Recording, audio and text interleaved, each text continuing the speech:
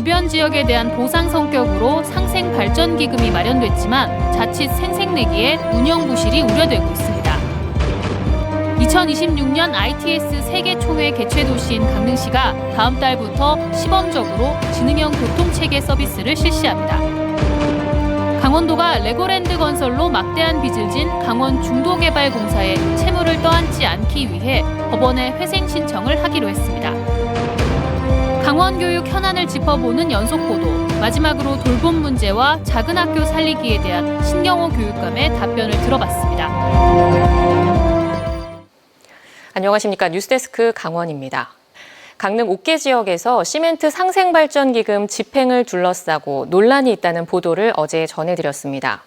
시멘트 업체가 사회공헌 차원에서 피해 지역을 지원하기 위해 기금을 도입했지만 초기부터 생색내기에다 운영체계가 부실하다는 지적이 나오고 있습니다. 김영호 기자가 보도합니다. 국내 시멘트 생산 1위 기업인 쌍용 C&E의 동해 공장입니다. 연간 1,000만 톤 이상의 시멘트 클링커를 생산하며 올해 동해 지역에 52억 원의 시멘트 상생 발전 기금을 내놨습니다. 쌍용 C&E는 기존에도 연간 20억 원의 사회 공헌 기금을 지역 사회에 지원해 왔는데 2배 넘게 늘어난 겁니다. 그 전체 시민들이 직접적으로 혜택을 받을 수 있는 사업은 지자체가 시행을 하게 하고, 그다음에 세멘트 회사가 기사회 공헌 활동하고 있는 것 포함해서 그 시민이 직접적으로 자기들이 의도하는 사업을 해보고 싶은 사업에 대해서 공모를 받아서 시멘트 업체의 생산량에 톤당 500원을 지원하는 상생기금은 올해 전국적으로 7개 시멘트 업체에서 모두 233억 원을 조성했습니다. 쌍용 C&E는 52억 원, 삼표시멘트 38억 원, 한라시멘트는 30억 원 가량입니다. 지난해까지 포함해 올해 조성된 총 시멘트 상생 기금은 332억 원. 그런데 자세히 들여다보면 활용할 수 있는 돈이 그리 많지 않습니다. 시멘트 기금을 조성하면서 기존의 시멘트 업체에서 해오던 사회 공헌 기금을 최대 45%까지 유지해 집행하도록 했고 5%는 예비비로 편성했습니다. 남은 50%에서 25%는 지자체에 지급하고 나머지 25%만 자유롭게 쓸 수 있다 보니 공모 사업이란 방법까지 나왔습니다. 일반 공모를 하긴 했는데 내용상으로 보면 너무 이제 그 공연 위주, 일반 동아리 위주 이런 식으로 사업 신청을 했기 때문에 그런 것들은 조금 배제가 돼야 되지 않나. 기금 운영 방법도 문제입니다. 중앙기금위원회와 지역기금위원회를 구성하고 있지만 지역 사회공헌 사업을 다루는 지역기금위원회는 사무실과 운영 인력마저 제대로 없어 시멘트 회사에 끌려다니는 상황입니다. 일부 단체들이 기금을 전용을 하거나 아니면 시멘트 업체에서 우호적인 여론을 조성하려는 이런 목적으로 사용하는 할 가능성을 배제를 할 수가 없죠. 기초 지자체나 이런 단체에서 이런 쪽에서 그 지역 기금 관리위원회에 대한 어떤 감시 감독의 역할을 조금 더 해야 하지 않을까. 시멘트 기금은 해마다 지급될 예정인데 시멘트 공장 피해에 대한 보상적 성격에서 출발한 상생 발전 기금이 본래 취지에 맞게 정착될 수 있도록 공론화가 필요합니다. MBC 뉴스 김영호입니다. 강원도가 레고랜드 건설을 주도한 강원 중도개발공사에 대해 법원에 회생 신청을 하기로 결정했습니다. 2천억 원의 빚을 내 사업을 했는데 내년 말까지 다 갚지도 못하고 강원도가 갚아야 할 상황에 놓이자 부담을 줄여보겠다는 심산인데 산 넘어 산입니다. 강화길 기자가 보도합니다. 강원도가 지분 44%를 출자한 강원 중도개발공사. 춘천 레고랜드 건설을 추진한 회사입니다.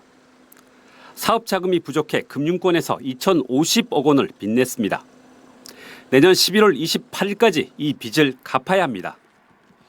그런데 토지 41만 제곱미터 등 자산을 다 팔아도 412억 원이 모자랍니다. 이 회사가 갚지 못하면 채무 보증을 선 강원도가 대신 갚아야 합니다. 강원도는 이대로 놔두면 빚을 떠안게 된다며 이 회사를 법원에 회생 신청하기로 했습니다. 많은 빚으로 회생이 불가능한 기업을 법원이 지정한 제3자가 경영을 맡도록 해 사업을 구조조정하겠다는 겁니다.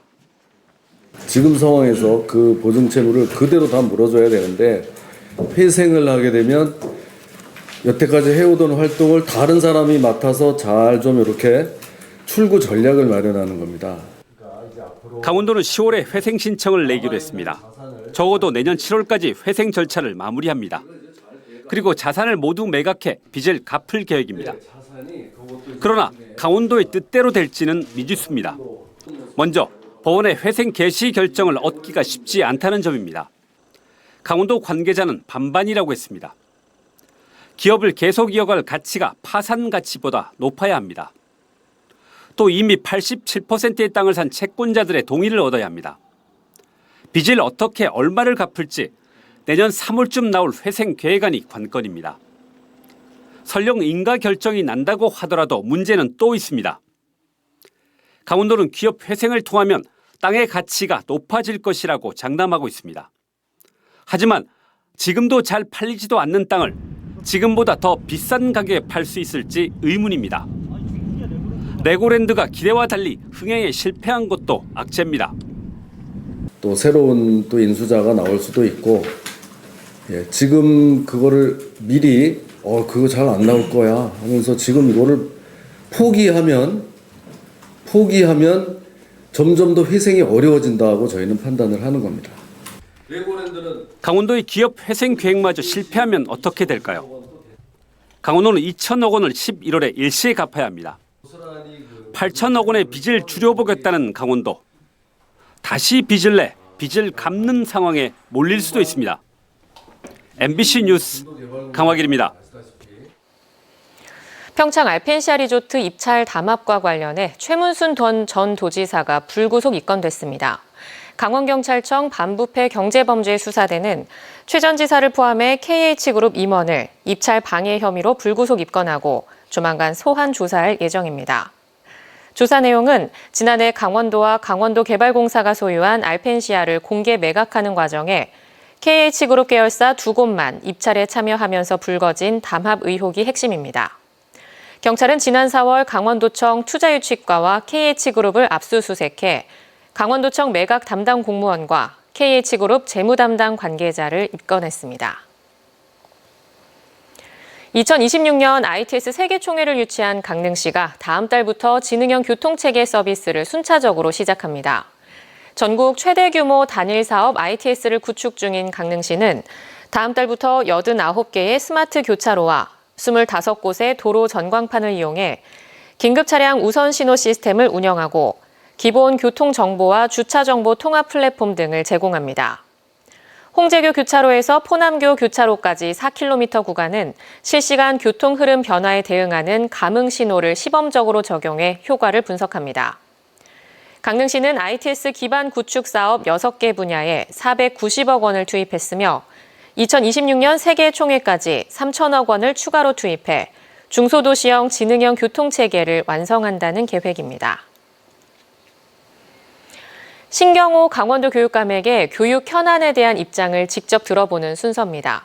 오늘은 마지막으로 돌봄 수용 방안과 강원도 작은 학교 살리기에 대해 들어봤습니다. 박은지 기자입니다. 신경호 교육감은 학교에서 전적으로 돌봄을 맡아주길 원하는 학부모들의 바람을 알지만 학교 여건상 어렵다고 설명하고 대신 오후 5시까지는 학교에서 책임지고 이후에는 지자체에 인계해 돌봄이 이루어지도록 학교 시설을 개방하겠다고 밝혔습니다. 맞벌이 부부의 경우 100% 돌봄 요구를 수용할 수 있도록 하겠다고도 했습니다.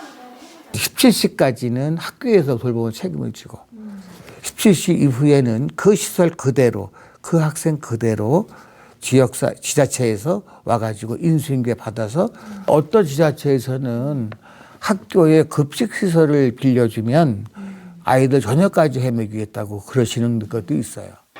작은 학교 문제에 대해서는 학교가 마을 문화의 중심이라고 강조하고 특색 있는 교육과정 운영을 통해 경쟁력을 확보하겠다고 설명했습니다.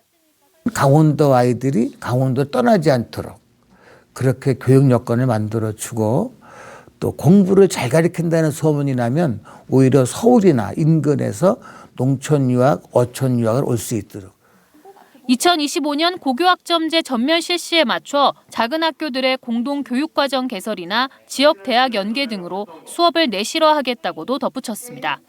교육이란 아이들의 꿈을 이루는 과정을 도와주고 함께하고 격려해주는 것이라는 철학을 밝히고 학교에 대한 관심을 당부하기도 했습니다. 교육과정 모든 분들이 우리 아이들의 미래를 준비해 주는데 열정을 다 해주셨으면 고맙겠고요. 학교가 다른 동네가 아니다. 우리 함께하는 이웃이다라고 생각하시고 동참해 주시기를 간절히 바라고요. 신경호 교육감의 더 나은 교육이 강원교육의 이전과 다른 많은 변화를 불러올 것으로 보이는 가운데 1번으로 강조한 학력 향상이 얼마나 성과를 낼지도 귀추가 주목됩니다. MBC 뉴스 박은지입니다.